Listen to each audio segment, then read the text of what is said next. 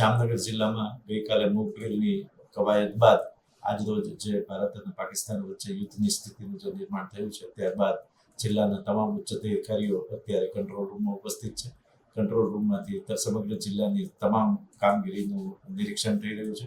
જામનગર જિલ્લા માટે અત્યારે કોઈ ગંભીરતાની કે કોઈ ચેતવણીની વાત નથી. તમામ જનતાને શાંતિ રાખવા અને સરકારી માધ્યમો ઉપર જ ભરોસો રાખવા માટેની અપીલ કરવામાં આવે છે. જિલ્લા વહીવટીતંત્ર, જિલ્લા પોલીસ તંત્ર, જિલ્લા મહાનગરપાલિકાનું તંત્ર તમામ કોઈ પણ પરિસ્થિતિને પહોંચી વળવા માટે સજ્જ છે.